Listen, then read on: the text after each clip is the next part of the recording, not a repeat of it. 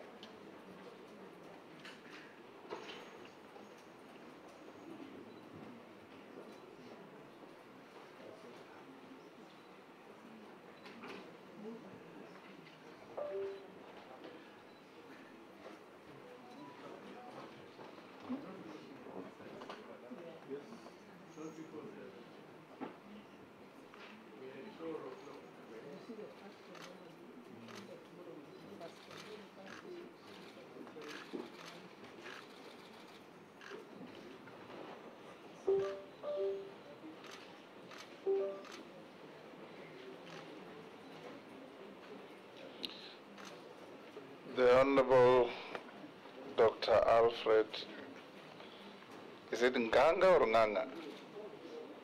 It's Nganga, sir. Nganga Mutua, EGH, welcome to the committee.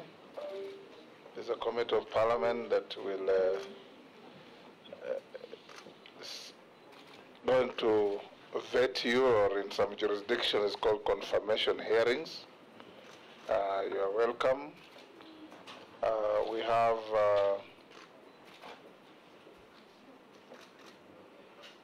our members present, including the Deputy Speaker, and we'll start by asking the clerk to administer an oath. You have a choice of the Quran, the Bible, or affirmation, depending on your faith.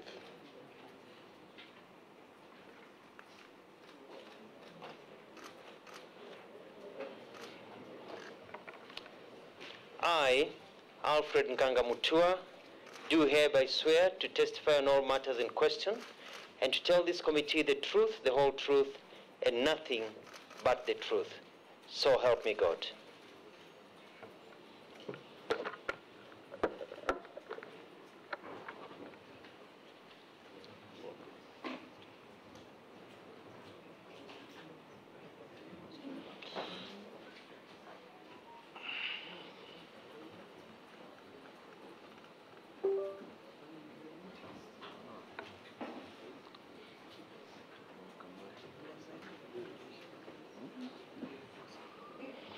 Thank you, Dr. Mutua. This committee is a committee of parliament that is conducting confirmation hearings.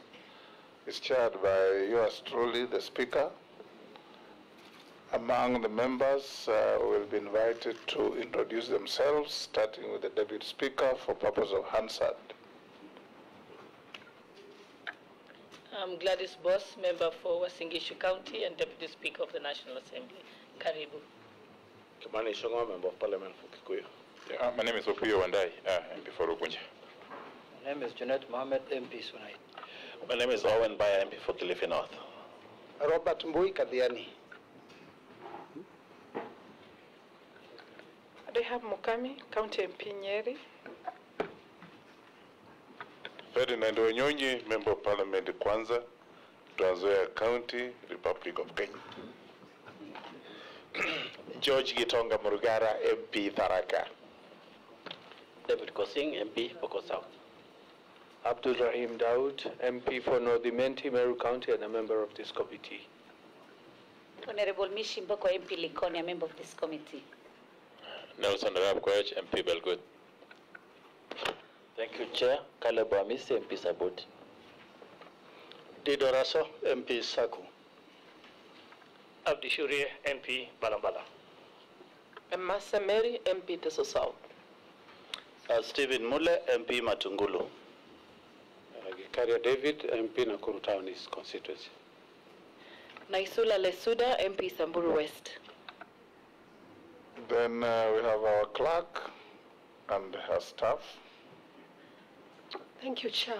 My name is Sarah Kyoko, the acting clerk of the National Assembly, and I am accompanied by Ms. Florence Abonyo, who is the director in charge of appropriation, audit, and other select committees, and the Deputy Director, Legal Services, Mr. Michael Karuru, and other staff who are helping with the management of this committee. Thank you, Mr. Chair. Thank you, Dr. Alfred Mutua. This committee is not adversarial. We will engage you in a conversation to assess your suitability to occupy the office for which you have been nominated by His Excellency the President. These members will ask you questions. We expect short, precise questions that will elicit equally short, precise answers. Nothing personal. We don't want any exchange between you and our members. All questions are asked through the chair and answered through the chair. And we believe that you are up to the task. And before we do so, I'll give you an opportunity to make a short statement of not more than 10 minutes about yourself. Who is Alfred Mutua and why is he before us? Then we'll go to checking on your documentation and start the questions and answers. Karibu. Alfred Mutua ni nani? Tell us. Asante sana. English is more preferable. Your choice is up to you. Thank you, sir. Mr. Chairman, I'm very honored to be in this committee. It's a very, very important process in our democracy. I want to first thank His Excellency the President for nominating me to this very important office to be able to serve the people of Kenya. My story is very simple. I tell people that I'm a walking miracle. I was born in Ukambani. My parents were not wealthy.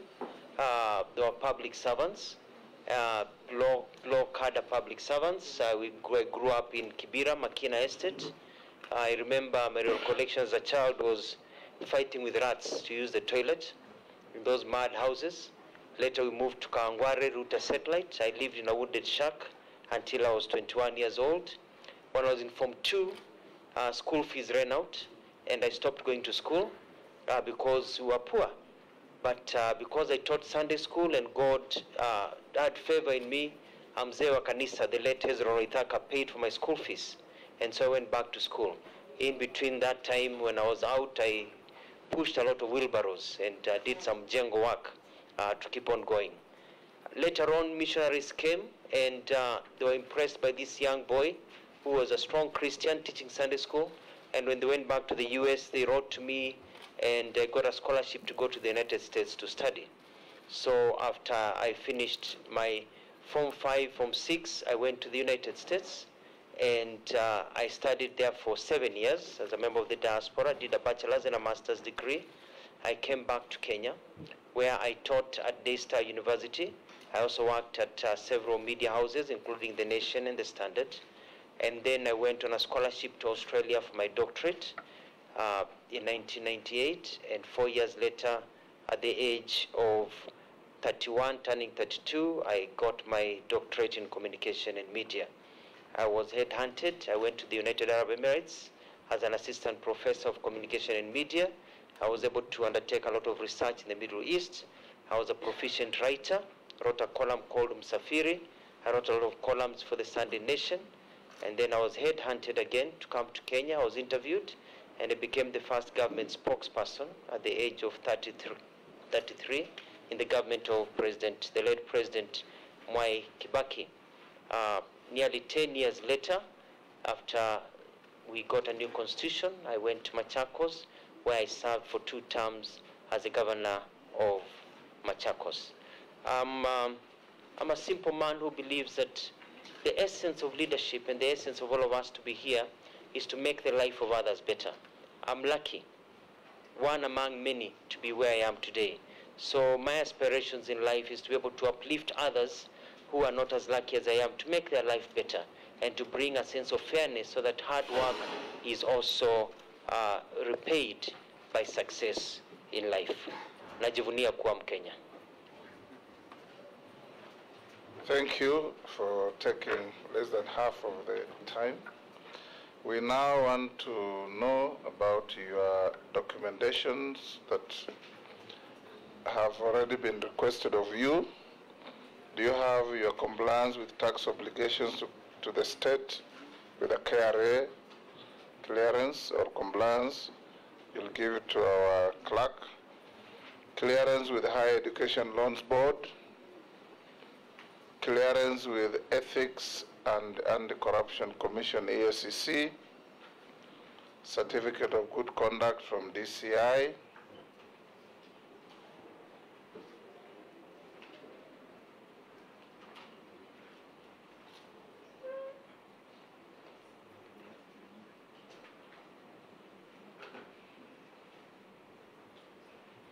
Your academic certificates, even if you have copies, originals must be availed to be seen and compared. Your national identity card,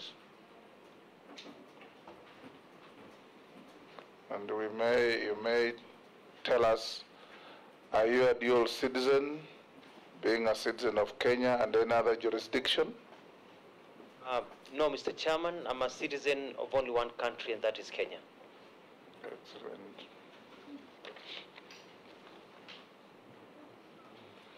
What is your financial net worth? Approximately 420 million shillings, Mr. Chairman. And what are your current and anticipated sources of income? I have businesses, hotels, and a few apartments, and a few biasharas here and there. Nothing much. Here and there. You're a hustler. Have you ever been adversely associated with practices that depict you as biased in favoritism or nepotism in the discharge of public affairs and duties? No, Mr. Chairman. Have you ever been charged and convicted of an offense? No, Mr. Chairman. Particularly in matters of personal interest or conflict of interest in the discharge of public duties? No, Mr. Chairman.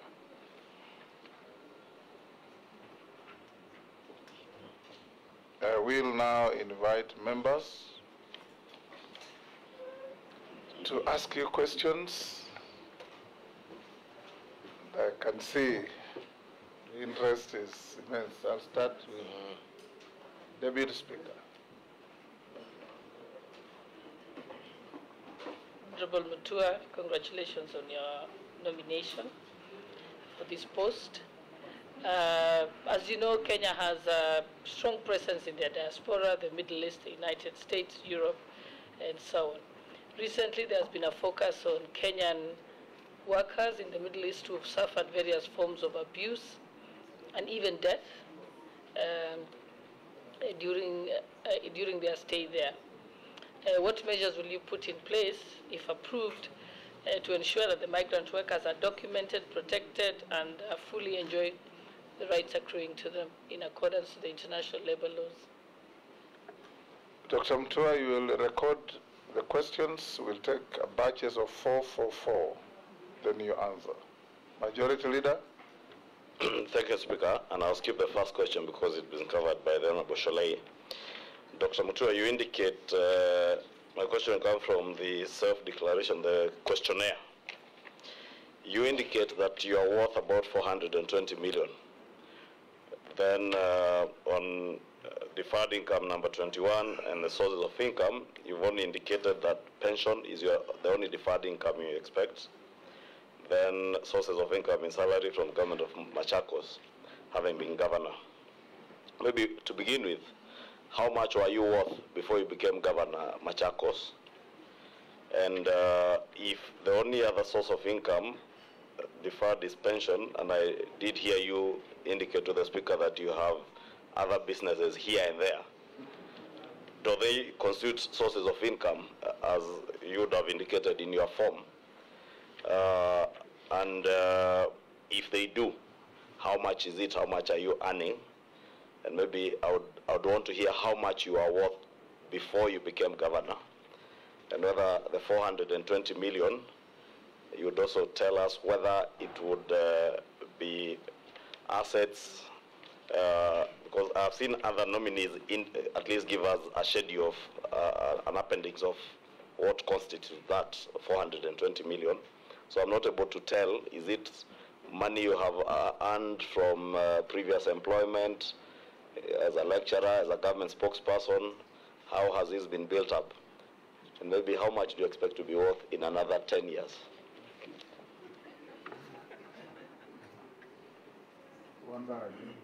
Yes, thank you, Mr. Chairman.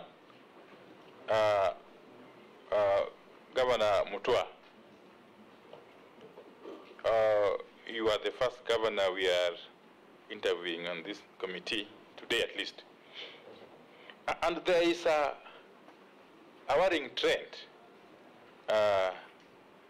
of governors having been investigated by investigative agencies for quite some time, with cases not ending up in court.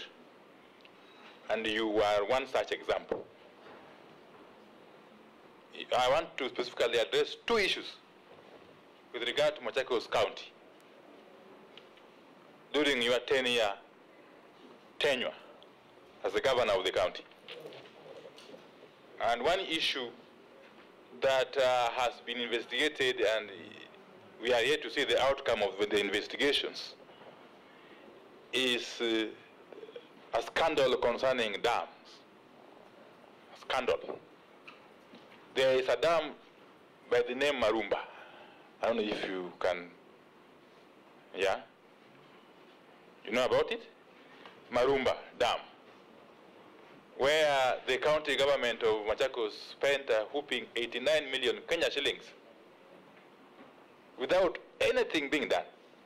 This was meant to go towards the siltings of the dam. This money was paid out, and nothing, completely nothing was done here.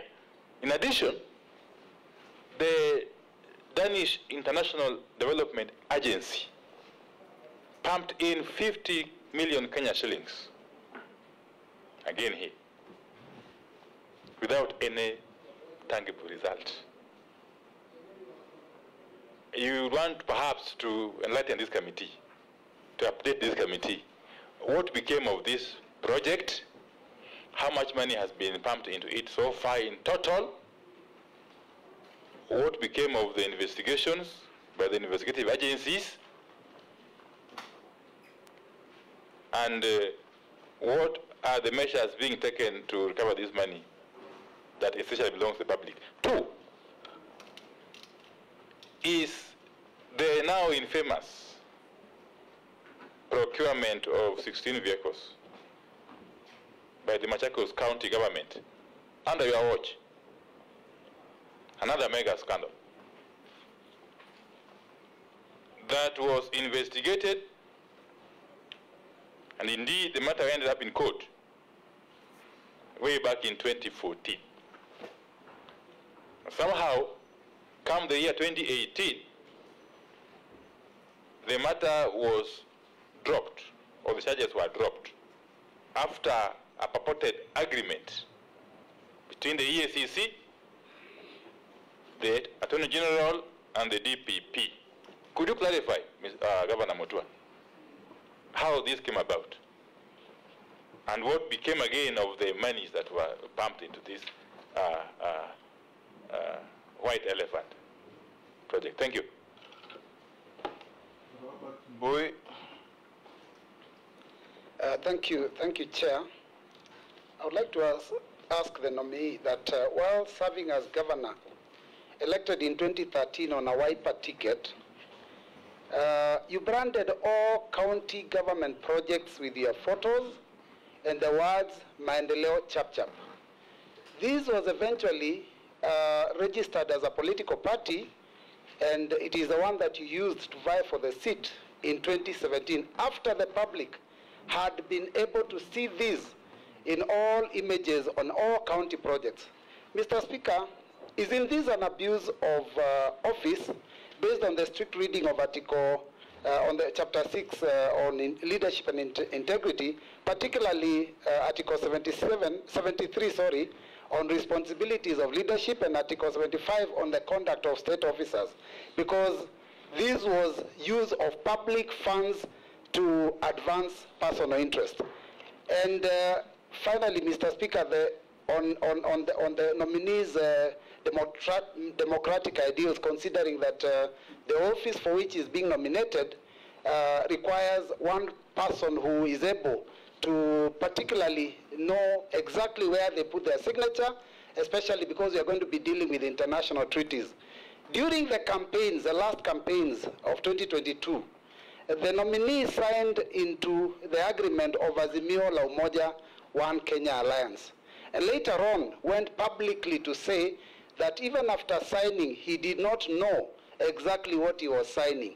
Might this be something we would be worried about, considering he will be CS if he's approved by the House, and he would be probably have to deal with reading documents for signing on behalf of the country? Thank you, Chair.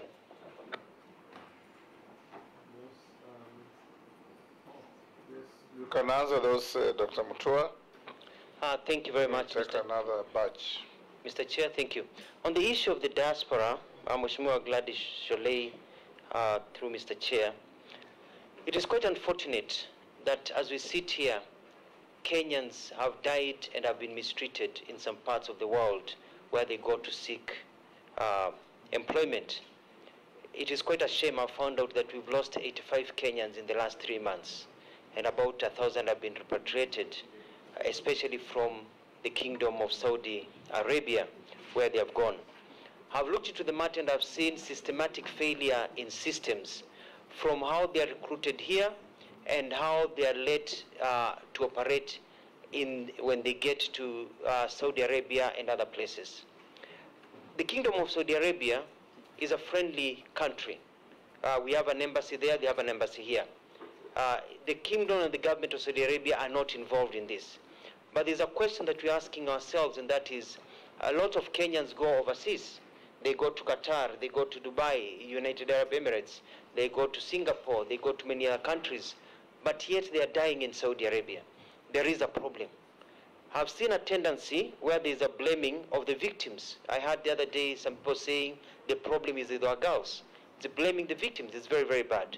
There's a big problem, and if I am cleared and nominated, I'm cleared and then I'm sworn in, I'm going to ensure that we work with the labor team and the labor ministry to ensure there are systems in this country so that we are able to know who really needs to go overseas, how it is done. Are these girls trained? How do they get to go there? When they arrive in Saudi Arabia or other countries, do we monitor where they are, where they live, etc., etc.? I'm going to put stringent measures, and I'm going to make it my first trip overseas, if I'm approved and sworn in, will be to Saudi Arabia and the Gulf area, personally, to take care of this problem. But more so, we have lost 85 girls within the last 3 months. These are Kenyan citizens. These are Kenyans, and their deaths cannot be in vain. I'm going to work with the Minister of Interior. I'm going to work closely with the Saudi Arabian Embassy and Saudi Arabian Embassy and the government, so that we can even allow our DCI to go to Saudi Arabia with me and investigate each and every death that has occurred, so that each and every person who participated in the death of these girls is brought to book and charged. These are Kenyan lives. We need to send a message that no Kenyan will die overseas or get hurt overseas, and the government does nothing about it. So I'm going to lead from the front and to ensure that this never happens again. But we're going to take care of some of the systematic failures that we have seen. Cartels that are operating here and other places, we'll take care of them and ensure that the life and sanctity of Kenyans is protected. The second question was about the wealth before I became governor. Before I became governor, my wealth was about close to, let's say, over 200 million. By that time, I had already invested, and the investments have been able to grow. What I presented were assets in terms of land that I had acquired from monies that I got when I worked in the Middle East, businesses that I had been able to start. In the form, self-declaration form, I'd also listed a few of the companies that I own, that I'm a shareholder in that list, and that shows my source of income that will be able to continue. Within the next 10 years, by God's blessing, I hope to have doubled my income through the businesses that are there thriving. As a Minister of Foreign Affairs, I'll not be able to participate in business much. I'll be taking care of, if I'm approved, will be taking care of the foreign interests of this country. But the businesses will take a life of their own. There's a third question about the worrying trend of governors being investigated. I'd like to go through them, Mr. Chair. The first one was about Maruba Dam. I was never questioned or anything brought to me about Maruba Dam. I think there was an investigation. Somebody wrote a petition about it. All I know is that as the Maruba Dam was being scooped, I personally, and I picked the Bible and I swore, I went and I witnessed the works being done of the silting of Maruba Dam. And I think the investigative bodies, if they are investigating, let them do their work and let them charge if there was any mistake that was done. But I know that the work got done. Number two was about Danida. The 50 million being talked about Danida was money that was not properly accounted for, that was moved by some officers in my then government to other uses that were meant to go to health centers and health facilities. These monies were returned. There was a proper audit that was done, and this was corrected. And I even visited the Danida offices, and we had an agreement, and people who were to be surcharged were surcharged, and that was taken care of. On the issue of the 16 vehicles, and I'd like to speak about this, Mr. Chairman, been called a mega scandal. When I became governor, we were given 140 million shillings. And the 140 million shillings were to buy luxury vehicles for governors and the executive. I asked myself, we come from a country of low economics, and come from a country where there was only 4 ambulances at the time in Machakos and 2 on top of stones. Would I buy luxury cars for myself when people are dying, or would I buy ambulances? So I opted to buy second-hand vehicles. Majority of Kenyans, the hustlers, they buy second-hand vehicles. So I bought 16 second-hand vehicles at a price of 35 million shillings. And I used the rest of the monies to buy 80 ambulances to serve the people of Machakos, so that I could drive. And I drove for 4 years, for about 8 years in Machakos, using a second-hand vehicle as the governor of Machakos, and all my ministers, so that our money can go to serve the people, not to serve the luxuries of Wakubwa. Mr. Chairman, as a result of those ambulances that we bought in Machakos, we've had over 864,000 beneficiaries. We have over 241,000 pregnant mothers have been ferried by those ambulances in Machakos. We have the fastest response time in Africa, second to South Africa. That is Machakos County ambulances. We have 51,122 children who are born in those ambulances. In the olden days, children were born in Ukambani called Mwanzia and Nzelani because they were born by the side of a road. Nowadays, those names are non-existent during my tenure because people are not born by the side of a road. So we're able to remove that shame. So the mega scandal that was there was that people were dying, mothers were dying because there were no ambulances, because of people wanting to have Ukubwa, and the rest went down. In terms of the issue of these 16 cases, it went to court, and I was never charged. And it was presented in court. We challenged. We said, why should we be charged for saving money? And eventually, the ESCC and the DPP said, actually, I should not even have been investigated. I should have been given an award. And a consent was written, and it was written clearly that I'll never be investigated of those charges because no money was lost. Did the award arrive?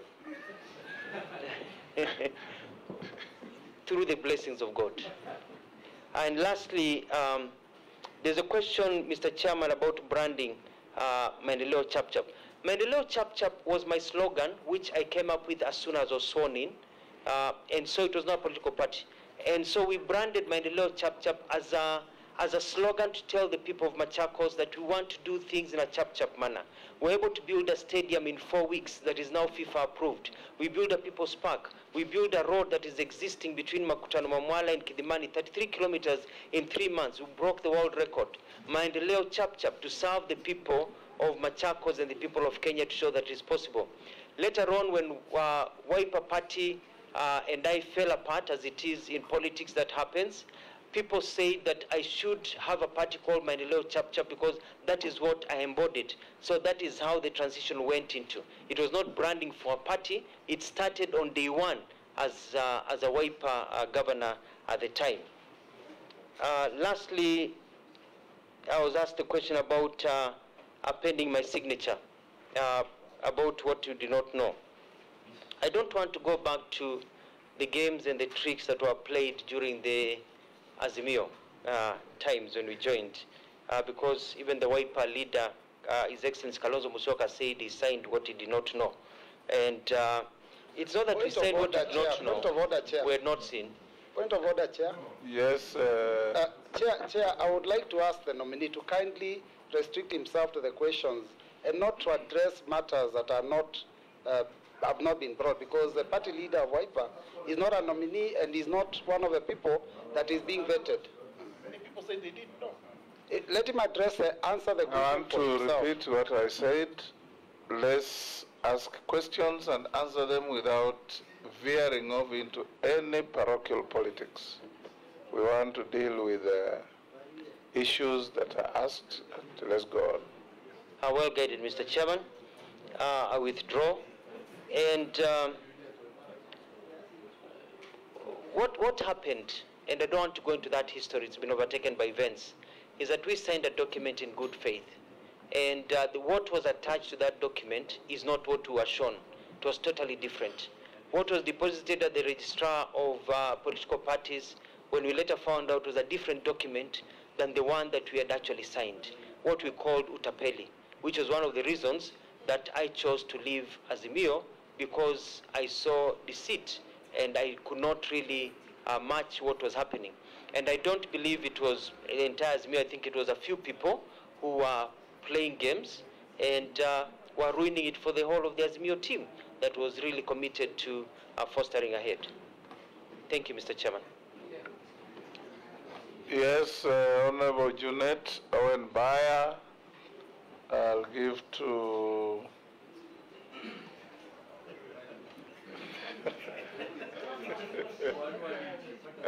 Shurie. After Shurie, I'll give to Mishibogo.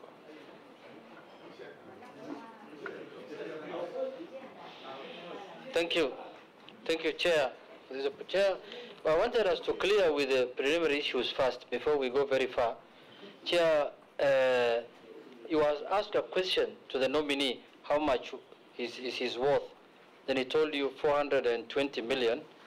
He did not attach breakdown of that, like the other nominees, what that 420 entails, which land, which place, and such things. But anyway, I wanted to ask him, now that he has not attached, now it forces me to ask him, this hotel in Machakos, this white one, is it yours? A&L, yes. Even I had lunch with you one time there. Just for that. Is it yours? During your Azimio days? During the old good days. Is it yours, your nominee? Yes or no? Just ask. No, I want, because it will inform your chairman my next question. If he says no, I don't need to proceed with it. Is it yours? Yeah. Yes, it is my hotel, built with a loan. Thank you very much. Thank you. Now, if you own that hotel alone, the way you are saying by a nominee, and you are saying you are worth 420 million only, I know this is a period people want to be poor, because it's hustler time. Don't fear being rich. Just tell us how much you are. With that hotel, you cannot be 420. You cannot. That I have refused. You cannot. Dr. Mutua, next person. All right, thank you very much, Chairman. Owen Bayer. One of the key roles of a Foreign Affairs Minister, and in addition, you've been given the docket of looking at our missions abroad is we have weak missions as a country. Weak missions because the attacheship that used to be there, used to have trade attaches, tourism attaches, educational attaches, in our missions to strengthen them, and they'll discharge their mandate very well. Today, if you go to our missions, you realize that they're very skeletal. And the work that is being done there, probably those people stay there to drink tea and mandazi only. But there isn't much work that they are doing. One of the areas that has suffered is tourism. Kenya used to be the foreign exchange earner in this country. The highest was tourism. The numbers were growing every day and were very good. But since these missions kind of thinned and these missions stopped doing the work that they were meant to do, tourism has gone down. I come from a very tourism-rich area, but we have suffered heavily in terms of numbers and income because the missions abroad have been weak. How, therefore, will you, as if you are confirmed as minister, strengthen Kenyan missions abroad and actually give Kenya the much-needed foreign exchange that would come through tourism? That is my first question. Secondly, Mr. Speaker, I have particular interest in the missions in Italy, where a bulk of the tourists that come from coast come from. There has been a complaint that we only have a mission in Rome, and yet a lot of the dealings are in Milan. How are you going to help the Kenyans that live in the other parts of Italy actually access mission services easily instead of having to travel all the way to Rome? I thank you. Next. Thank you, Mr. Speaker. And when a nominee, I want to get your take on this. If you get approved, you'll be going to a ministry that has a lot of civil servants who tend to be overlooked when appointments for high commissioners and ambassadors are appointed. Would you consider creating a quota system so that there's a certain number of professionals from the ministry get appointed so that they don't get demoralized, and another quota for other Kenyans? Thank you, Mr. Speaker. Mishi, the Honorable. Asante, Mheshimiwa Spika. Mheshimiwa Spika, Kenya sasa imekuwa mwanachama katika Baraza la Kiulimwengu katika mambo ya usalama na amani. Swali langu ni kwamba hivi sasa tunasikia kuna vita vya Urusi na Ukraine, na hivi sasa bei za bidhaa zimepanda sana hapa Kenya, kama bidhaa ya unga, bidhaa ya mafuta, na sana sana tunasikia ya kwamba sababu ni kwa sababu ya vita vya Urusi na Ukraine. Je, sisi kama taifa ama kama kwa mfano utakapopata wizara hii na kupitia serikali ya Kenya Kwanza, muna mikakati gani mkiwa wanachama katika baraza hili la kiulimwengu la usalama mtafanya kuhakikisha kwamba kumekuwa na amani ya kitaifa na kumekuwa na usalama ili hali ya kawaida iweze kurudi na Wakenya wengi ambao ni maskini kuweza kujimudu kununua bidhaa ambazo ni muhimu sana za kimsingi. Swala langu jingine ni kwamba kuna Wakenya wengi sana ambao wanaozea katika majela katika nchi za nje, haswa bara la Asia, ambapo walikwenda kule kwa mambo ya ajira, lakini kwa tetesi ambazo si za ukweli na njia za kidhulma, njia tatanishi, wengi wameweza kuwekwa majela na wanaozea kule, na hakuna njia ambazo zinafanyika kuhakikisha kwamba Wakenya hawa wameweza kuachwa huru na hivyo basi waweze kurudishwa Kenya. Asante Mheshimiwa Spika. Dr. Mutua. Thank you, sir. Mr. Chairman, the hotel that in Machakos, I talk about the worth of the hotel because it is still under ownership of, it is on loan. So when you own something that is under huge credit, it's very hard to say that it is yours unless you've cleared the credit. And that is why the cost of my value in the hotel is much, much less than I would like it to be. Hopefully one day in 10 years' time when I own it 100%, then my value will be able to rise. Very good question, Mr. Chairman. The second question by Mheshimiwa Owen Baya through you, Mr. Chairman, it's about the diaspora. Yes, it is true we've got very weak missions, and this is a trend that has gone on for a long time. In the last few weeks, I've spent some time investigating how it is. Having been living overseas, we find that we really do not have attachés, we don't have office workers in our missions because of budgetary cuts. The budget that is given, and then you look at how the shilling has depreciated over time, we really cannot afford to have our officers serving our people in our high commissions and our embassies. So one of the things that I'll do if I'm confirmed and appointed and sworn in will be to come to Parliament, to the relevant committees, the Defense, Intelligence and Foreign Relations Committee, and also the Diaspora Affairs and Migrant Workers Select Committee, and push for a budgetary increase. It is quite a shame, Mr. Chairman, I shouldn't say this on here, but it's good for people to know that some of our embassies are so dilapidated that it is a shame when the ambassadors receive guests, they can't take them through some corridors, they take them through the back door because they have not been able to even paint the walls because of lack of budgetary support. One of the things that we need to do is that we need to use our embassies as offices to make money. We are moving from aid to trade. And to make money, you need to look like you don't need the money. You need to bring people there who you can convince. You need to bring investors.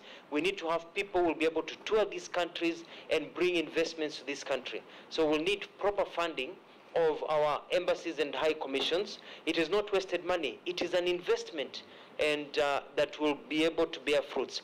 More so, especially even in tourism. You cannot get tourism without marketing. There's competition. Other countries are putting major advertisements all over the world. You go to these countries, they are going to fairs and everything. At times, our High Commission and embassies do not have money for fuel for their vehicles to actually even go across town.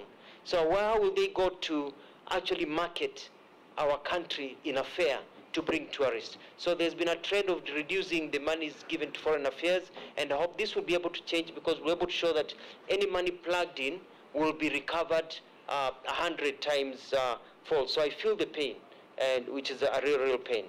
There was a question that was also asked about Italy and about different missions, and at the same point, we'd like to be able to open, and our strength as a country also lies in how our footprint in the world. And yes, Rome, we need a consulate or embassy in Milan. You look at, for example, China, with over 1.5, 1.6 billion people. We only have one embassy in Beijing covering a large country that's like a continent. We need a mission in Guangzhou where there are very many Kenyans, so we can tap into manufacturing and some of these issues. You look at even in South America, yes, we have embassy in Brazil, but that's covering 450 million people. We need to bring trade. It is a shame that in a country like Brazil with 250 million people, it's the 12th largest GDP, with the 12th largest GDP in the world, that the value of goods that we sell to Brazil currently is zero, because there's nobody marketing it. So we need really to improve and really market our goods. Kenya Kwanza government is talking about value addition, is talking about creating markets, being able to sell our goods overseas. But where will they sell the goods? The goods will only be sold if the markets are found by the officers in the foreign and missions. This third question is about civil servants, balance between political and professionals. And I do agree of a quota system. It is very important for somebody to enter the foreign service as a cadet, knowing that one day they'll work their way up all the way to become ambassadors. It's a brilliant idea, and it's something that I've already discussed, and something that I hope that if I'm confirmed, I'll be able to put it into sequence so that people realize they can actually grow through the ministry. We want to limit the number of political appointees because we want people who are professionals to be able to get into there. Basi swali la mwisho ni kuhusu salama na amani, kuhusu swali muuliza kuhusu vita vya Ukraine na Urusi na umoja wa kimataifa. Sisi kama nchi ya Kenya tumeshiriki sana. Tulikuwa kule New York ambapo kuna mswada uliletwa katika ile tume kuu la wanaita la kimataifa la mambo ya usalama, na tukaweza kupiga kura tukisema kwamba hatutaki vita hivi viweze kuendelea. sisi kama nchi ambao mkakati yetu ya mambo ya usalama, mambo ya kimataifa ni kusema ya kwamba tunashirikiana na nchi zote. Urusi ni rafiki wetu, Ukraine ni rafiki wetu, tunawahitaji, tunaongea nao. Tayari tumeongea na nchi ya Urusi, tumeongea na nchi ya Ukraine kwa kidiplomasia, tukaambia kwamba tuachane na vita, tuachane mikakati ya kuweza kuvamia nchi zingine ndio tuwe na amani. Lazima tucheze kidiplomasia, lakini pia tumesema kama nchi yetu ya Kenya hatutaki kuona nchi nyingine ikivamiwa na nchi nyingine, kwa sababu inakiuka ile mikakati yetu ambayo tumeweka katika uhusiano wetu wa mambo ya kimataifa. Pia tunajua kwamba swala la kupili kwamba kuna Wakenya wengi weko Myanmar, weko nchi nyingi ambapo wameweza kufungwa, wengine wameshikwa kule kama mateka, na nimesikia habari hizo zimekuwa zikichukuliwa tukijuujuu. Mimi nitazichukulia kwa njia ambayo inafaa kabisa, kwa hata kama nitakwenda kule kutetea haki za Wakenya. Mkenya ni Mkenya, haijalishi umefanya nini. Wengine wamekamatwa kule wanateswa kama maabusu, wengine wamekuwa kule ni kama watu ambao hawana nyumbani kwao. Tuweze kuwaleta nyumbani. Tayari tumewaleta kadhaa nyumbani, tunataka kuwaleta watoto wetu nyumbani wafike hapa. Wengine wanadanganywa wanapotea. Tunataka pia kuambia kwamba wananchi ambao na watu ambao wanawajali. Asante. Thank you, Mr. Chairman. Yes, the next batch. The Honorable Amisi, the Honorable Mule, the Honorable Ferdinand, the Honorable Daud. Thank you, Chair. And because I've been magnanimous enough before, allow me to ask 2 questions. No, one. Okay, I'll stick to that. Chair, to the nominee, labor migration as presented as a new frontier to the labor market. A country like Philippines, 40% of the GDP is from foreign remittance. Whatever Philippines has, I think Kenya has more. Where do we go wrong? How will you be able to work together in synergy with the Ministry of Labor? Because we always blame the Ministry of Labor, but we ask ourselves, how do our workers travel if you are not aware? So in the Ministry of Foreign Affairs, how are you going to leverage on this so that Kenyans still gain much from labor migration? Because as a country, we do not have natural resources as much. We don't have the natural gas, we don't have the petroleum, we don't have mineral fossils. So we must look at other areas of diversifying our economy. Dubai, United Arab Emirates, decided to diversify from oil when oil was diminishing. Now it made Dubai a center of attraction to get from the global flow of income. Now it's now a center of interest of the whole world. As a country, I believe we must now get to diversify our economy, and we stop asking ourselves, we are reducing 300 billion from our budget. The next president will come and tell us he's reducing 1 trillion. So we are going to become, our policies is about how to make us more poor, and not what can we increase our budget. So that is the threat I see to this country. We are discussing now on how to reduce the budget instead of how we are increasing. And if we don't diversify our economy, and you are at the center of foreign, we need to know what are we selling to the world. You cannot be rich if you are not selling to the world. What are you going to help this country become rich?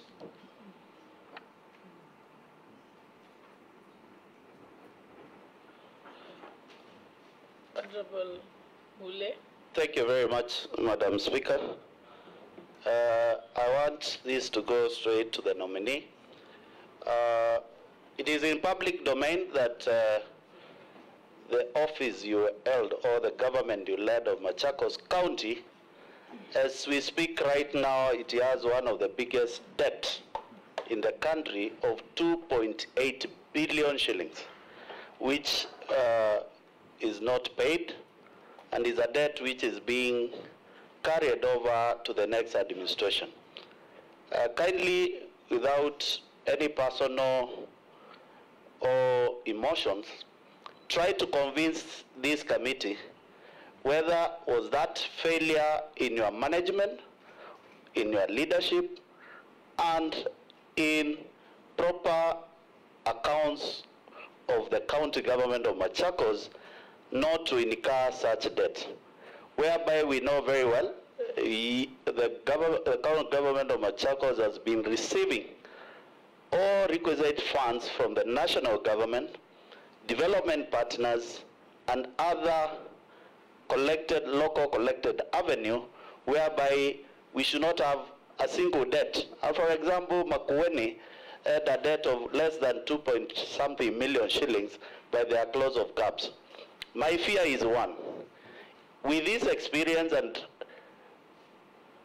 happenings within your leadership in Machakos, how do we grant you to be the eye of Kenya in the diaspora? Are we going to get to issues which relate to mismanagement, misappropriation, misunderstanding of management? And this is one of the key ministries we are looking forward in this country to make sure that at least we attract investors, we attract tourists, we attract jobs from foreigners. I want to be convinced and convince this committee, are you really suitable for this position with the history I've given for Machakos, with a debt which has been calculated by the Auditor General of 2.8 billion shillings, unpaid, contractors unpaid, services unpaid. Serious management issue. Ferdinand.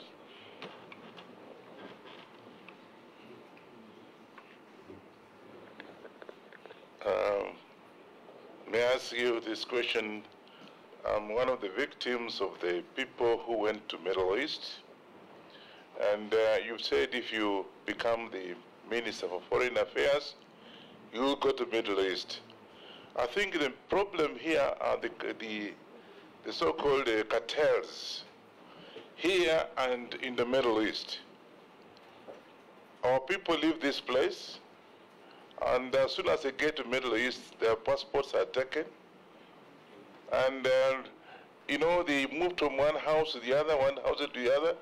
So I think what you do is basically tell us what you do with the cartels that are exporting our people to that place. As I'm talking to you, I have a cousin of mine whose body is lying in the Middle East. Secondly, on a different subject, Mr. Speaker, I wanted to find out what's happened to the visa. You know, the countries that are so-called very friendly to us, when they come here, we have no problem. But when you want to get a visa going to some of these countries, including a neighboring country like South Africa, it takes such a long time to get a visa. Sometimes you don't even get a visa. And some people even end up being stranded at the airport because they get there and there's nothing. They can't go back. They can't come.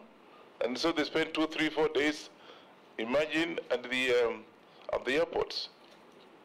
So what are you going to do about that? Thank you.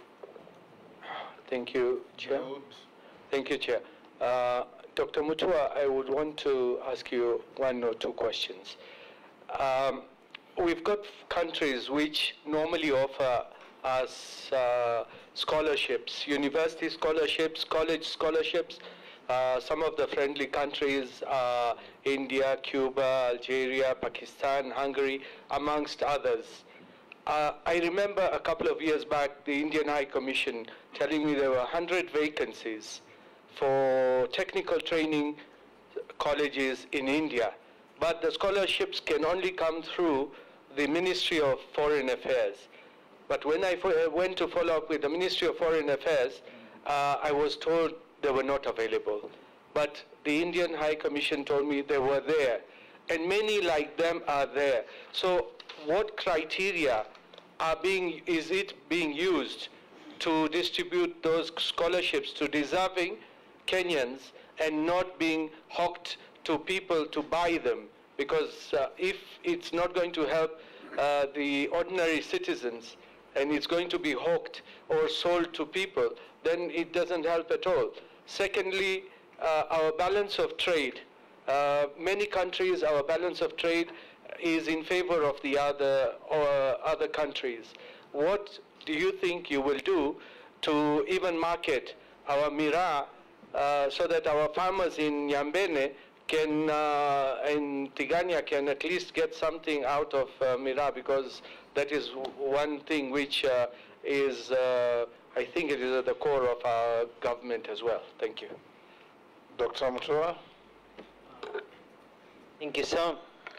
Mr. Chairman, there's a question about labor migration and Kenyan jobs. It is quite instructive. I watched the morning interview or vetting whereby Mheshimiwa Musalia Mudavadi talked about the 480 billion shillings that are remitted from overseas, 350 to 480 billion shillings.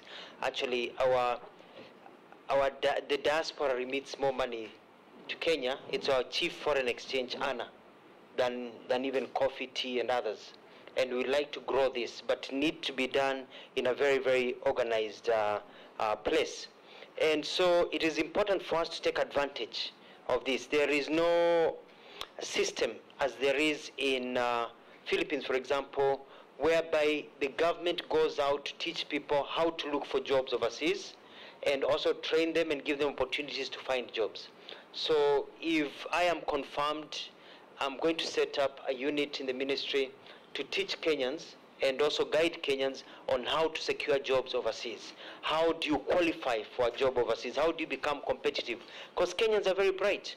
Kenyans are very well educated, they are very good, they can get jobs and they can remit money, but they have not been given an opportunity and shown.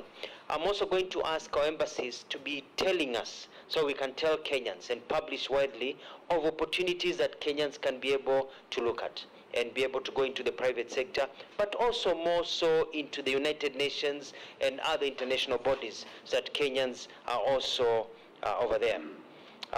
One of the things that we'd like to do is also, we'd like to get our Kenyans overseas to save, because they're remitting a lot of money. Our president has been talking about Kenyan saving. We'd like to also get our Kenyans overseas to also save. Let them save here so that we can be able to borrow that money that is saved here or use that money. We've been talking about an infrastructure bond for years. We'd like to get that infrastructure bond realized so that Kenyans overseas can say we build that highway with our money from overseas. We also want to set up a network so that when you send your money here, you know the money is being used for the right use as a member of the diaspora. The second question was about the pending bills by Mheshimiwa Mule, Mr. Chairman, through you. And I was also surprised to see in the news about 2.8 billion, but what I had on my records was 1.6 billion from the control of budget. And we have a plan of how this money, and it was very clear how the money would be paid. It was very clear to the control of budget how the pending bills were accumulated. Some of them were accumulated because we had very many development projects. If you have a lot of development projects, others will carry over into new financial years. When some of them carry over to new financial years, they become pending bills, and they are listed, even though some of them are ongoing. There are others whereby we had talked to the control of budget that we had said as a government I would not be able to pay them because they are white elephants. There are some things that were listed where a school was built, but you go to the ground, there's no school built. If I paid that pending bill, then I would be arrested and locked up because that is corruption. So that is how some of them have accumulated. There are others which really are real. We have poor exchequer, we're able to correct, and it's a challenge. We're dealing with the first 10 years of devolution. It was about balancing everything, getting everything going, but by the end, I'm very confident that I ran a very good government that was recognized, that had a lot of success in many, many areas, that was able to be an epitome or an example to many other counties. Mheshimiwa, through you, Mr. Chairman, talked about victimization of Kenyans through the cartels, and it is true. I have some tricks up my sleeve, and I don't want to speak about them publicly right now because, you know, these cartels will work on them. But I can assure you, within a few weeks, I'm dealing with these cartels, because I've been made to understand that some of them are even owned by government officials. And they're going to do everything because they're making tons and tons of money out of our people. And some of the things that we want to do is that it's a clear recording. If you're going to send our kids overseas for work, you need to have a record of who you are sending. You need clearance by the foreign ministry, not only by the labor ministry. And when they arrive in that other country, we'd like to get within 2 weeks to know which home they are domiciled and where they are working. If we don't get that list, then that organization will not be allowed to send any other person to that country ever again until that is met. Furthermore, it is the right of every Kenyan to bear their own passport upon themselves. And we are going to tell the Kingdom of Saudi Arabia that the Kenyan passport belongs to the Kenyan. And you only surrender your passport if you're getting a visa and others. You cannot surrender your passport because you're working. And if they can't agree for Kenyans to keep their passports among themselves, let's go to other countries. We don't have to go there and be slaves because they take our passports and we can't even travel anywhere. So we are going to ensure some of these things are not taken for granted. It's all about the government putting down its foot and saying, we are friendly nations, let's treat our people with respect. Mr. Chairman, the question about the Kenyan visas, and this goes hand in hand with the strength of the Kenyan passport. If you go to Google, you'll find that our Kenyan passport is number 75 in terms of the countries, in terms of its strength. This is because we are not really, our passport is not very strong. We can't go to many countries without visas. One of the things that I want to do, if I'm confirmed and sworn in, is to ensure that we get bilateral agreements with many countries signed, so that we can have reciprocal, so that Kenyans do not need a visa to go to some countries. Most of the time, these countries put what in Swahili we call vikwasos, because they believe that Kenyans will be going there, misbehaving and not coming back. But with the plan of President Ruto to grow the economy from the bottom up, Kenyans will not have a reason to flee their country. There will be opportunities for people to go, trade, and come back home. The other thing is also to look at some of the agreements that are sitting in Parliament that we're going to bring. For example, there's an MOU between the United States and the Kenyan government to quicken how Kenyans get visas to the United States, but it has sat in Parliament for a while. I'm going to fast track it so that it is approved, and it is so we can sign some of these agreements and many treaties that will strengthen our passport. I also would like to, if confirmed, is to introduce what is called a service passport for senior public government officials, so that there is a diplomatic passport, there's a regular passport, and also a service passport. This is done by many countries, so that our senior government officials have a service passport that enables them to get visas in a faster way to be able to go and carry out their duties, which may not per se be diplomatic, but they're able to carry out their duties. It will put less pressure on the diplomatic passport, and also it will ensure that our passport gets a better ranking at the end, so that the mamambogas and others can also be able to go to many countries without having to go for a visa. The Mheshimiwa, through you, Mr. Chairman, Dawood asked about scholarships. Very, very important. And this is because of lack of follow-up. I've noticed that there are very, very many treaties, agreements, follow-up of meetings that have really not taken root. One of the things that I plan to do, if I'm confirmed and sworn in, is to ensure that there is a person sitting in the Ministry of Foreign Affairs with direct linkages to every other ministry. Because we want to go trade, but we also look at these specific scholarships to other places. We want to be able to announce these scholarships to the public. Si mambo ya kujuana. I have a good friend of mine, if I can use him an example, called Professor Frederick Iraki. Grew up very poor, was teaching somewhere in Western Kenya. He saw an advert in the newspapers. I think it was Taifa Leo. And he was able to apply to the foreign ministry for a scholarship on merit without knowing anybody. He got a scholarship. He's now a full professor. Went overseas, studied, full professor. Hakujua mtu. So we want to create a system whereby children of the poor, when we say the child of the poor will be able to sit at the same table with the child of the rich, so that you don't have to know anybody for you to be able to get these scholarships. And we'll publish them. And also, I'll be on my tours overseas. I'd like to be accompanied by members of parliament, because I have seen when I was working in government, whenever there's a team that comes from the United States, from England and other countries, they bring their members of parliament, they bring their members of Congress to accompany the minister. I like to get that habit, because you understand and you can be able to lobby for me and lobby for the country of Kenya, more scholarships and more opportunities for Kenyans. It is not just a job of executive. This is a shared, I want to have work together with parliament, because it is about Kenya. Kenya is not just about the Foreign Office. It's about all of us as leaders being able to support our people here in Kenya. In terms of balance of trade, yes,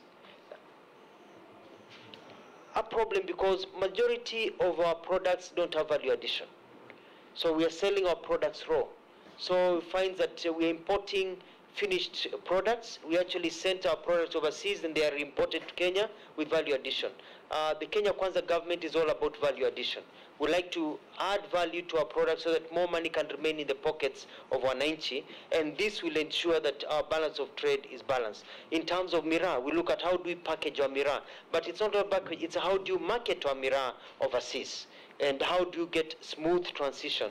Because that is a product so that the people of Tigani, as you put it, can also have more money in the pocket. So this is a critical part of the plan of Kenya Kwanza. Thank you, Mr. Chairman. Thank you. We agreed no lifting of hands. Yes. Naisula, Gikaria, Raso, Posing, Emase. Thank you, Chair. To Honorable Mutua, many things... Actually, there are only two of you left after Emase, Morugara, and Mukami. You can take those 6. All right, thank you, Chair. To Honorable Mutua, many think that you have zero international experience. What are your views on self-determination in relation to this nomination? Is self-determination real or a mirage? And whether experience actually matters? And the second question, in your view, what new roles will the State Department of Diaspora Affairs do that the existing government structures don't do or will not do? Remembering that in the Kenya Kwanza manifesto, it was actually to be a ministry. What issues do you think will need to be handled under the Diaspora Affairs docket? Thank you. Next. Thank you, Chair. Maybe, Chair, at some point in Parliament, at some time, I think you'll need to give a ruling as to whether this aspect of the domestic workers out of the country, whether it is a foreign affair matter or it's a labor, or sometimes we leave it to labor and maybe it is foreign, or it's the two of them. And I think your direction will really give us some answers to this. It is cross-cutting. They live here under labor. Correct. They're out there under foreign. Mm-hmm. So I think it's when they are addressing that, then it's a cross-cutting issue that maybe the two ministries need. The government has collective responsibility, and the minister, if approved, may wish to work very closely with labor to ensure that they synchronize the process and continue monitoring and managing our Kenyans out there. Thank you, Speaker. And I also want to thank the nominee. You know, he has actually specified, specifically which some of these countries are. You know, the issue has also been generalized, but now when it comes with a particular area that is bringing this problem, then I think it is important.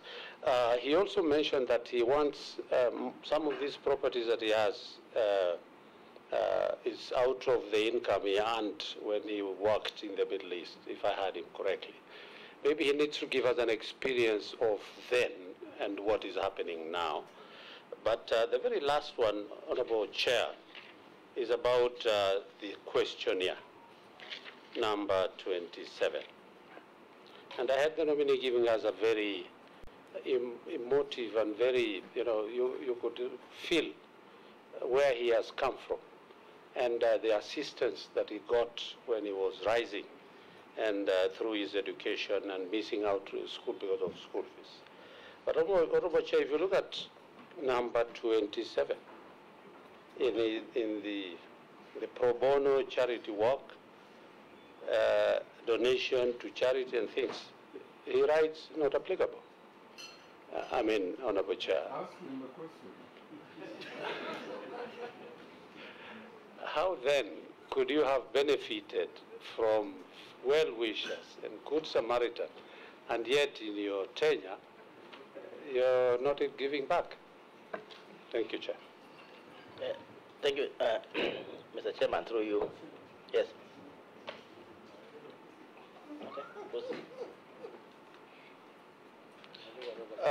Thank you, Chairman. Dr. Mutua, if Parliament will approve your nomination, you will actually be the #2 diplomat for Kenya.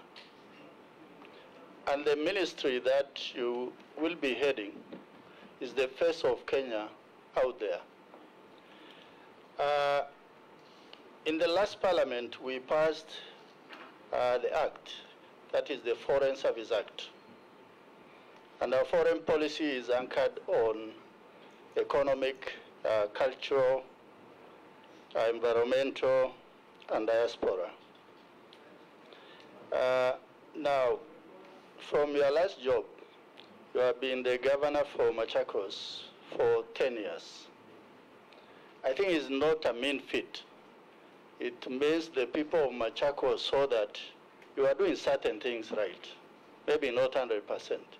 So my question is, what is the new thinking or new initiative that you are likely to bring to the Ministry of Foreign Affairs so that it can grow on the pillars around which the Kenyan foreign policy is anchored? Thank you, Chair. Thank you. Honorable Gikaria, switch off your mic. Oh, please. sorry. Proceed.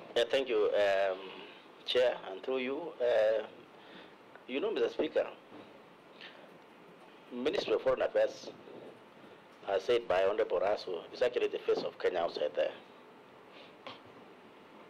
And by so doing, Honorable Speaker and Chair, it is one of the most prestigious ministries to work in. I have assessed, Honorable Chair, and I want to ask if the nominee is approved by this committee and finally the House, to go and do audit of small communities. Now they come from Kenya Kwanza, which is bottom up economically. I want him also, when he's going there, to look at the bottom up community, so that to see, actually, is foreign affairs first of Kenya. It may be first of Kenya outside there. What about at home? And I want you to be very specific to some of these small communities, including Pokot community. How many are they in the Ministry of Foreign Affairs? And I'm taking an example. I'm not saying only Pokot, maybe Pokomo or elsewhere in this country. How many are there in the ministry? So that at least you, as Honorable Garia says, you bring real change if you are approved by this Parliament. So that the face of Kenya does not become face of Kenya outside there as ministry, but at home is face of some few communities. Thank you, Speaker. My turn. Thank you, Chair. Yes. My question is to the nominee. Why do you think you are the best fit for this position? What is it that you're going to do differently? And I was also looking at the ministry itself. We do have the returning diplomats. You know, we take these individuals out there and they come back with a lot of skills, global experience. What are you going to do in terms of developing and retaining this talent and making good use of these individuals when they return, probably by making sure that they are, reassigned responsibilities or deployed to other ministries or boards where they can add more value and contribute towards the development of this country. Thank you. Thank you, Mr. Chairman. To the nominee, initially, agriculture was the largest foreign exchange earner. I think later it was overtaken by tourism, and now it's been overtaken by diaspora. And with the continuation of what is happening out there, especially to our labor force, that may also go. And one reason why agriculture was overtaken is because of branding. That as Kenyans, we do not brand our produce properly, and maybe we do not sell those brands as brands of Kenya. For example, we have coffee and tea. But out there, whether it is in Turkey, it is Dubai, you'll be told that the coffee, the tea they are taking is from Egypt, which is surprising, and that tea possibly is from Kenya. The coffee, and we have some of the best coffee in the world. You're told it's Brazil or Thailand or from wherever.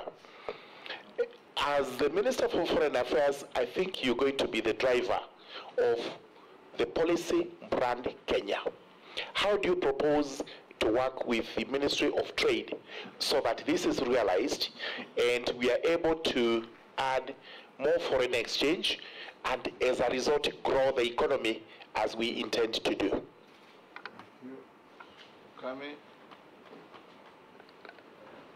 Our nominee, I have one question for you regarding the visas. Kenyans have complained about the amount of time and resources spent when trying to obtain visas to visit countries that we enjoy cordial relationships with, such as South Africa, America, UK. The nationals of this country do not suffer the same inconvenience, and some even get visas on arrival. What will your ministry do to address this concern? Because it's a tall order. Yes, Dr. Mutua, answer those 7 questions, or the 6. Thank you, Mr. Chairman. Mheshimiwa Laisuda asked about my international experience. I lived overseas for about nearly 15 years. As a student, I worked there. I know how life is. I've interacted with foreigners. And so I have a knowledge. When I was government spokesperson, my matters were not just local, but also dealt with a lot of international issues through the cabinet office.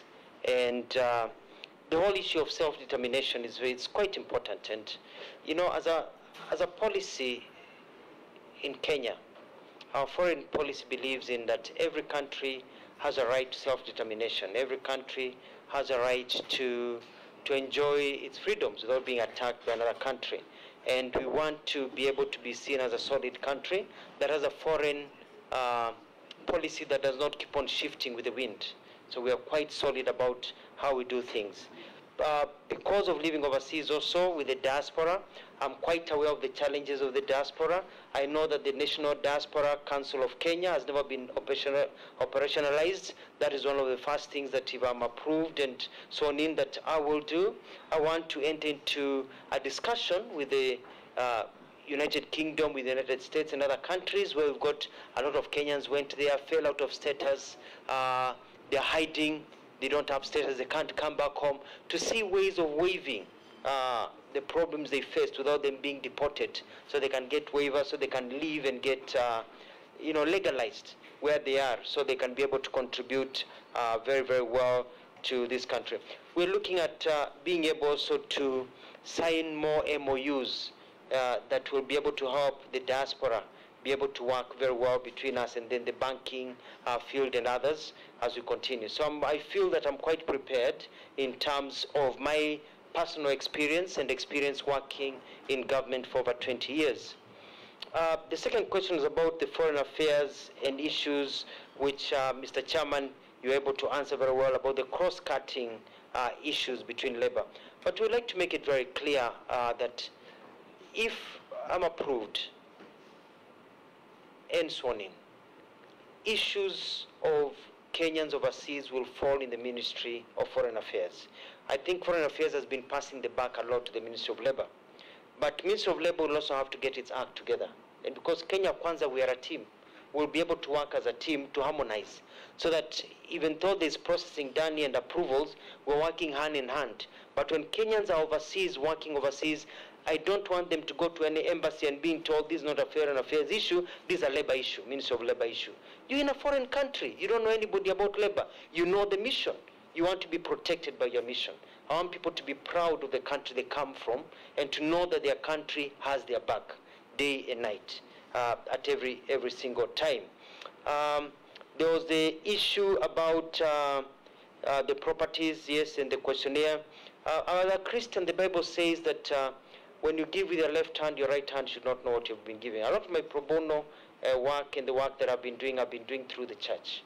And I don't like listening to what I've done as a Christian, because you're not supposed to go and scream out there what you've done as a Christian. I sponsor more than 100 children through school myself, because I know how it changed my life by being sponsored, and many other things that I'm able to do that I don't like blowing my own horse, because I do it from the bottom of my heart and as a service to God, not as a service to man. There is a third question about being the number 2 diplomat for Kenya, and the Foreign Service Act, and the whole issue of the economic culture and trade. We're moving. You know, one of the reasons that Kenya is looked down upon even with visas is because we're a poor economy. You know, if you're poor, people don't take you seriously as much if you're rich. If you're rich, you're taken seriously. And the whole idea is to make our country rich. We want people to know that Kenya can be a land of opportunity. And my job will be able to do what I can. For example, my dream and I would like to work with members of parliament and governors so that I could go out there with my ambassadors if I am approved, and we say as a country that we are going to bring to every county a new factory that will be able to provide jobs to our Kenyans and grow the economy so that we can all grow and make money. Because at the end of the day, it's all about money in the pocket. And we want our people to have more money in the pocket. And that's one of the things that we've said as a government that we would like to be able to do. Mr. Chairman, the other question was about the audit of small communities. I have to admit, Mr. Chairman, that I was flabbergasted, awed, shocked, amazed, confused when I looked at the list of recent appointments and other appointments to the senior levels in the Ministry of Foreign Affairs. It clearly does not represent the balance of the face of Kenya. This, with the, be able to advise the president so we can be able to correct this. Every Kenyan needs to know they have a place in their government. And we are going to make sure that every Kenyan, regardless of where you are born, regardless of who your parents are, regardless of which corner you come from, you feel that you can participate in nation building in the various government departments. And I believe this is what our president is all about. And also to look at issues of skill-based. We want people who are skilled to know that you can work hard, you can be chap-chap, and be able to move up the ladder so that it's not skewed about who is knowing who. For example, there's the issue about postings in the ministry. We need to make it public. You know, now it's a hidden secret. You know, you actually don't know who is being posted until you find out somebody is missing. And you realize they have been posted somewhere. We want everybody to know who's been posted where, so that people say, huyu ameenda mara tano, nimeenda mara mbili. Why can't I also go and serve my country outside? We want to create a sense of fairness so that people feel that they are fair. Mr. Chairman was also asked the question about why do I think I'm the best for this position. I want to thank the President for giving me this opportunity. I've worked overseas. I have studied communication, and diplomacy is my second nature. As a government spokesperson, I was able to interact with new people, and I know what it takes. And I believe I have the talent and the gusto and the strength to be able to transform and change the way the ministry operates for the benefit of Kenyans. We have a clear plan in Kenya Kwanza, and I was part of the architects of that plan, so I understand clearly what we need to do to work in that ministry, and I believe that I'll be well placed and I'll make Kenya proud as we move on. The sixth question was about the diaspora and how we are being overtaken, and it is true. Mr. Chairman, you find that even flowers come from this country, they go to another country, then they're sent to another country, and people think the flowers come from that other country. We need to find a way of branding everything that comes from our Kenya. And that's when it comes down to even the value addition. We need to add value to our products. We need to be able to say this comes from Kenya and be able to do it proudly and get it out there so that whenever anything is value added, we're able to make more money. And lastly, there was the issue about obtaining visas and the cordial relationship with some countries. People come here, they're able to walk in, but for us, getting to some countries like going to heaven by the process of the visas. These are some of the issues that I'll be able to work closely with the ambassadors, work closely with this country, sign bilateral agreements so as to make it easier for Kenyans. And we'll try and start with Nipe Nikupe. If we do it for you, do it for us. And see how it is, because we are in the same world. But in the same world, we need also to see how we can improve the standing of our passport. Some countries in Africa, like Botswana, for example, their passport is quite strong. They can just walk into the US and just, in some other countries and just, get their visa on arrival. Whereas here, it's a process. So we want to get our country to that level. Having lived overseas, having traveled, I know what it means for people to line up for visas. We want to remove that shame, and I believe I'm up to the task. Back to you, Mr. Chairman. Dr. Mutua, can I ask you a question? Yes, sir. Our athletes, they give us the most visibility everywhere. Through them, our national anthem is played in most unexpected places. But increasingly, it's been happening that when our athletes go out there to conquer the world, they don't enjoy any protocol support. And the head of protocol in the country lies in your ministry. What arrangements do you have to ensure that our greats like Eliud Kipchoge and others have at least some protocol support wherever they go to arrange their press briefings, their visibility, their marketing, and all these things that we see being done to athletes from even lesser countries. When Maria Mutola was the conqueror of the world from Mozambique, she was accorded protocol at the level of a minister. Of course, ours are too many. We may not take it to that level. But what are you planning to do for our athletes?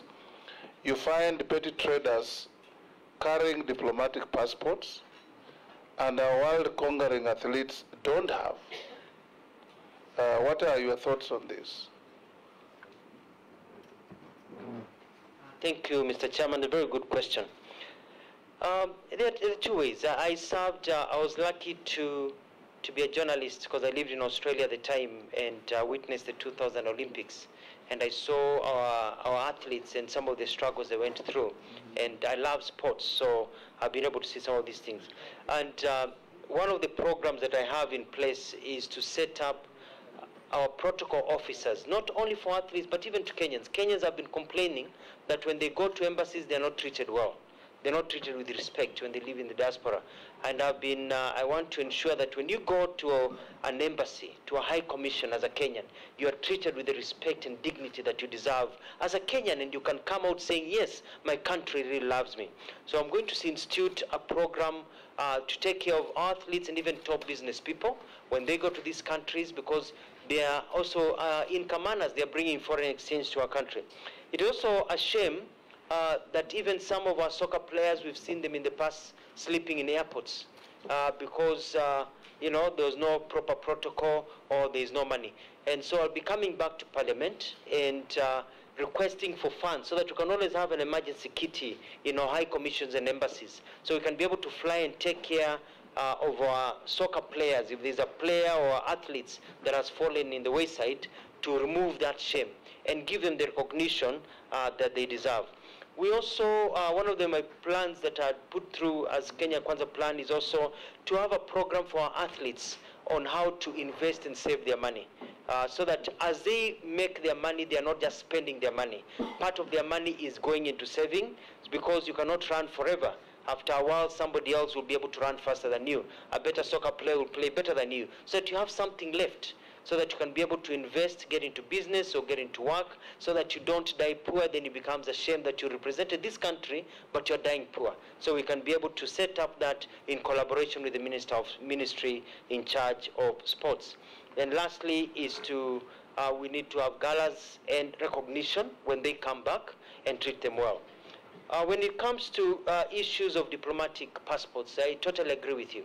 And I'll be, if I'm nominated, if I'm approved and sworn in, I'll be taking to cabinet a memo to discuss on who should and who should not have diplomatic passport.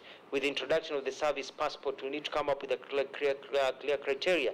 In my mind, for example, I think that members of parliament who are our top diplomats, because they understand the problems on the ground, they should be able to be facilitated to go overseas with the right documentation to be able to work, not just people who are connected to have diplomatic passports. But also we need to leave to save the sanctity of the diplomatic passport, because if a diplomatic passport is given to everybody around, it lowers the ranking of our passport, which means that our Kenyans who are down there, mama bogas, now have to line up for more visas. So it's a balancing act. Thank you, Mr. Chairman. Thank you, Dr. Mutua. Now we're coming to an end of your hearings. I give you 3 minutes to tell us your wish. Thank you, Mr. Chairman, and I want to thank the committee, and I want to thank the members for the very, very insightful questions that they have been able to ask me, and I hope I've been able to answer them. And I humbly request you to approve my nomination so that I can be given an opportunity to serve this country, and that is where I'm coming in. In terms of diaspora, I'm going to fight for the rights of diaspora. Having been the diaspora minded myself, understand the pains, I'll be able to work on those things. Marketing Kenya is very important. Kenya needs to be also a conference place where conferences can come to this country and we make a lot of money. It's a low-hanging fruit, so we're going to support that a lot, even as we champion climate change, because as you know, in this country, how the weather is, we have to fight for climate change, matters of environment and others. And I'll work with everybody to ensure that the Kenya Kwanza government under President Ruto succeeds, because we are working as a team to ensure our country grows. Mr. Chairman, I want to assure you that mbele iko sawa. Thank you, Dr. Mutua. You are now released and at liberty to go to your other duties. Honorable members, we have saved 5 minutes from Dr. Mutua. I give you a stretch of 5 minutes as we ask the sergeant to look for Mama Alice Wahome as our next nominee. Bring in Alice Wahome in 5 minutes.